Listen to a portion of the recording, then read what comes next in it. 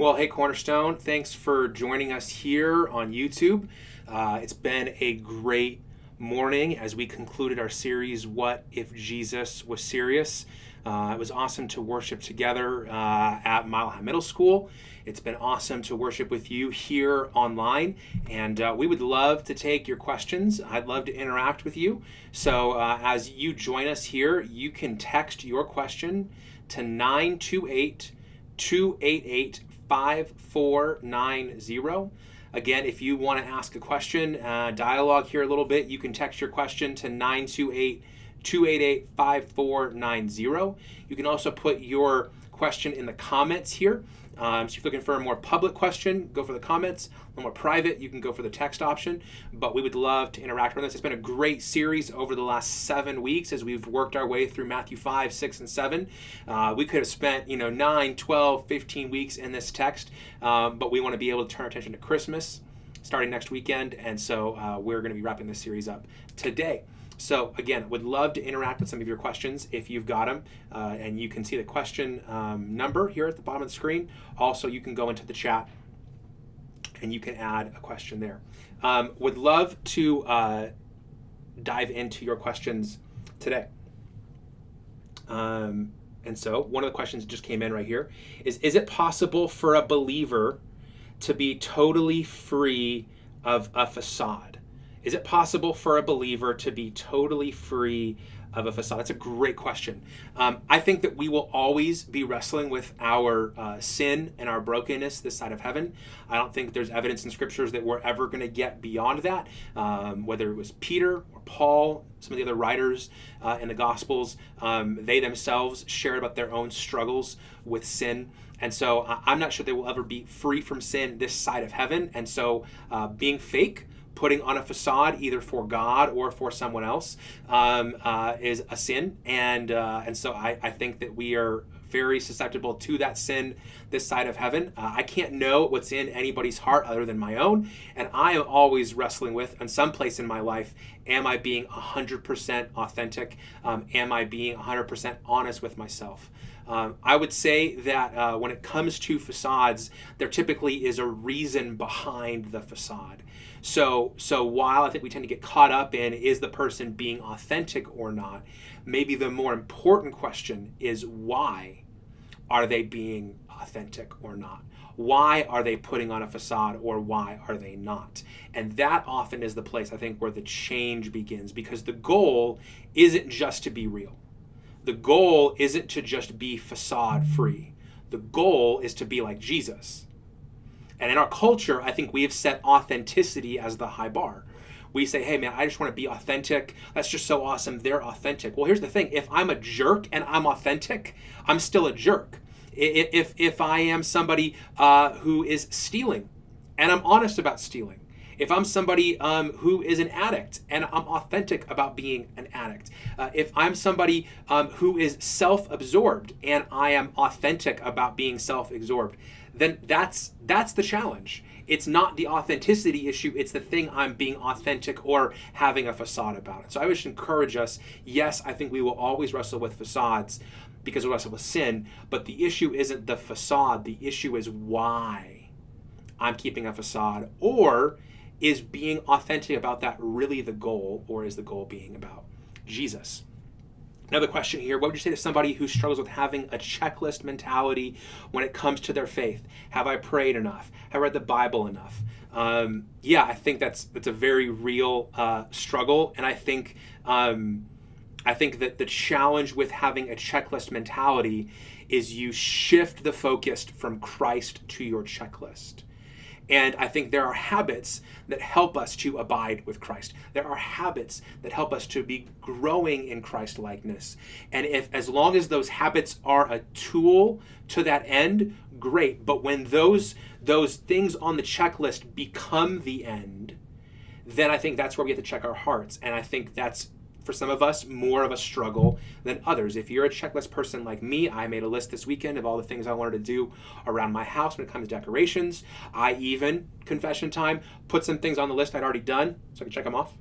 If that's you and you know that about yourself, then just be regularly. Maybe it's every day, maybe it's every week, maybe it's somebody that's a friend of yours that you're checking in with every week or two who asks, hey, how are you doing with checklist versus Christ? And has your checklist become a barrier to really, rooting yourself in your relationship with Christ? And for me, what that means sometimes is I have to pull some things off the checklist or change them so that I change the rules of the game. And so for me, if it's been, hey, did you read my Bible today?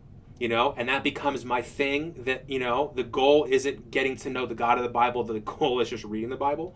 I go, hey, I'm going to stop that Bible reading plan, and I'm going to change how I engage the Bible. I'm going to change how I pray. I'm going to change where I pray. So the problem isn't prayer, the problem is me. The problem isn't the Bible, the problem is me.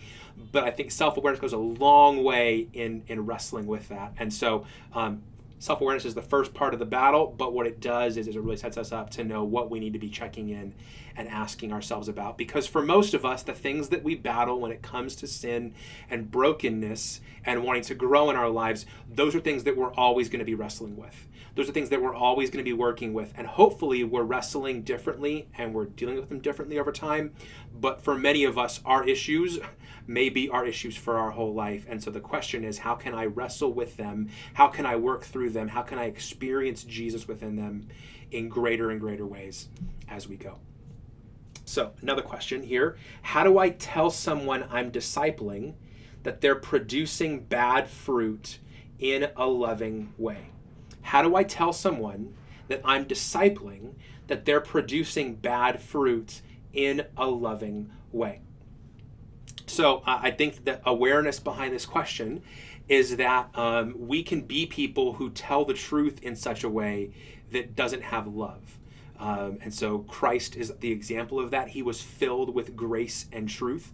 He told people the truth about themselves, but they didn't run away from him and reject him for it. And all of us have had people who told us the truth, but we felt like they cared more about the truth than they did us. And so I think that's the heart behind this, is you have a relationship, you're discipling that person, you want to continue the relationship. So the question isn't if you're going to tell them, you have to tell them. The question is how and when. And so what I would encourage you to do is go, hey, is this something that they're already aware of? And if it is, it's a different conversation. Number two, if it's a blind spot they have, what experience do you have in the past with them experiencing a new level of awareness before? So I know with people that I'm friends with, I have had past conversations where I've either watched them have like an awakening or an epiphany, or I've helped them to do that, and I tend to fall back on those successes and I avoid the failures. I think the main thing you want to do is you want to come up with what is the time, what is the place, and what is the way in which I can hold up a mirror for them to see the blind spot that they can't see in such a way that they know that I am still committed to them now in this new reality. Because isn't that our great fear, if we can be really honest? Our great fear is that if people really saw us 100% naked, I'm not talking like physically naked, I'm talking about emotionally, spiritually, like they saw everything. Our great fear is if people saw us 100% naked, they would reject us. And that's why so many times when you tell somebody something that is a blind spot or the truth that they're not seeing, they run away because they're afraid. They're feeling shame. The story they're telling themselves is, this person told me this. There is no way that they could tell me that and still want to be in my life. And so if you say, hey, you know what? I have something to tell you today. It may be hard for you to hear, but I picked this moment because I feel like this is the best time and place to do it for you. You're at your best. We have time to deal with it. There's not something else going on that you're going to have to step into right after this where you're going to be kind of in the wrong headspace. I chose this time and place because I love you. I have something to tell you because I love you. And this may be hard for you to hear, but here's what you need to know. Before I say this, I'm still going to be committed to you after this. This has not caused me to reject you. I'm not going to run away from you. I know this and I'm still here. And here's what you need to know. And then afterwards, say, hey, just so you know, after we have this conversation today and you go away, you're going to be tempted to believe that because I told you this, I'm rejecting you, walking out on you, abandoning you. And here's what you need to know. I am with you in this. And prove it. Most of the time, people experience rejection and push others away out of shame.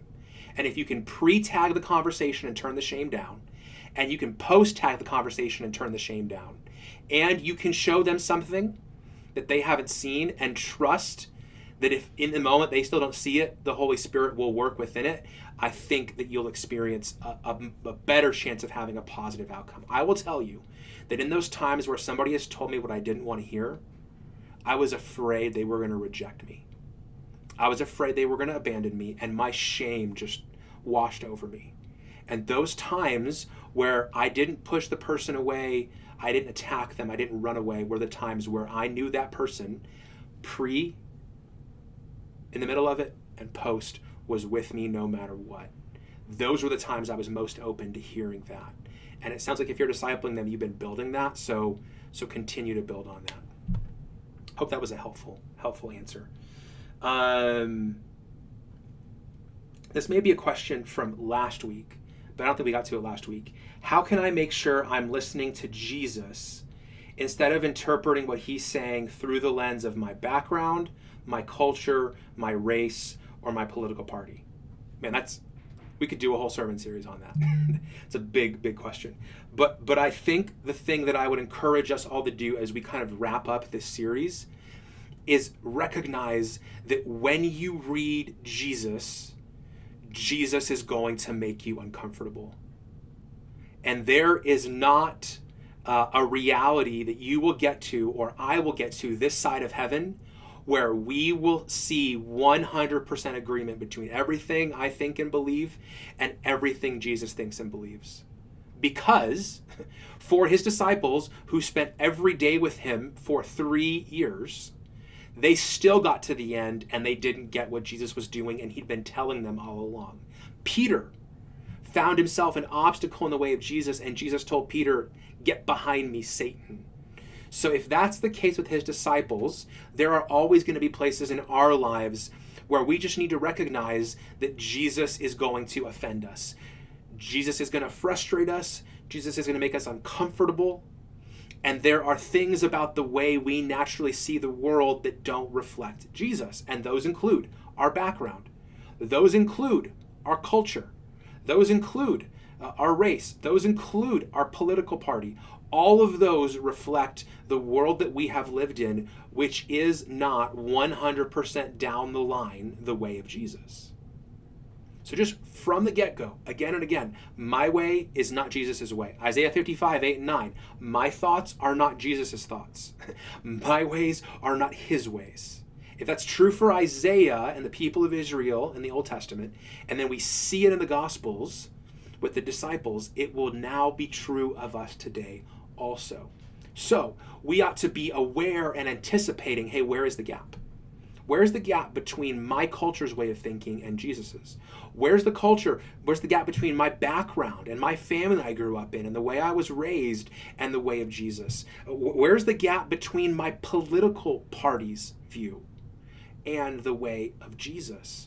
And we just need to be anticipating that there is a gap and just look for it. I think having awareness that, hey, there is one, having a commitment to look for it, and then having the humility when you find it to choose the way of Jesus, even if it means being out of step with people who share your political party, who share your culture, who are friends or family members from when you grew up. It is really important. And I would just encourage us that hopefully the long-term effect of this series is we recognize that there are places where the way of Jesus is uncomfortable, difficult, or challenging, and our temptation is to do what those people did in week 1 and say, he wasn't serious. His way isn't practical. His way doesn't work today. He was being idealistic. All of those phrases from week 1 were an attempt to explain away the gap between Jesus and our culture, Jesus and our family, Jesus and our race, Jesus and our political party. And as long as we recognize there is going to be a gap, there is going to be uncomfortableness, and we're going to have to adjust to that, I think that is one of the ways that we can move forward. I would encourage you, as we close up the discussion time today with this, the Sermon on the Mount should not just be a series we do in 2020 and move on from. This was the longest uninterrupted teaching of Jesus that he gave, period, in his whole ministry. It was the foundation that he built everything upon. And we ought to spend time with these words, Matthew 5, 6, and 7, again and again and again, because they form the foundation of the kingdom way, the way of Jesus. And so don't let this series just be something you put on a shelf, like the books behind me, and let collect dust. I think we all tend to have places in Scripture that we go back to again and again. They become our favorite sections. Some people call that the fact that there's a literal Bible with 66 books, and then there's a functional Bible that a lot of us live out of, the books that we tend to read the most. Certain passages in the Gospels, a lot of Paul's epistles, certain stuffs in the Psalms, maybe Genesis 1 and 2. But the part of the Bible that we should be in again and again and again, if there is a short list within the whole 66 book canon, it's Matthew 5, 6, and 7. We should be coming back here again and again and again. So we'll move on from this series next Sunday. We'll be in a new series for Advent called The Weary World Rejoices, or A Weary World Rejoices. But let's not get out of this text, because I think that there will be something here for us again and again and again. And if you want to go deeper in this, you go to our website, prescottcornerstone.com. There's a series of rotating pictures. You'll see the series image that will pop up for this series. Click on it. You'll see a number of resources. There is the book that inspired this series entitled What If Jesus Was Serious by Skye Jethani. There's also Dallas Willard's book, The Divine Conspiracy, which is on my top 5 list. And I've got a lot of books here and at home and on my Kindle and my Audible. And I will just tell you, of all these books and the ones I've read my whole life, top 5, Divine Conspiracy, Dallas Willard. He walks through Jesus' teaching on the kingdom and spends a lot of time, probably half the book, on Matthew 5, 6, and 7. If you're looking for a read for the rest of this year or 2021, I would put that one on your list if you want to dig deeper into this section. So thanks so much for the awesome questions this week. This was fantastic. We look forward to seeing you next Sunday at 10:30 here online for our new series called A Weary World Rejoices. Will be kicking into the Christmas season. And if you know somebody who needs some hope and is weary right now, please invite them to watch with you next Sunday or to join us at Mile High Middle School at 9 a.m. Hope you had a great Thanksgiving weekend, and hope we can continue on the spirit of gratitude into December and fight the spirit of greed together. Thanks so much. Have a great day.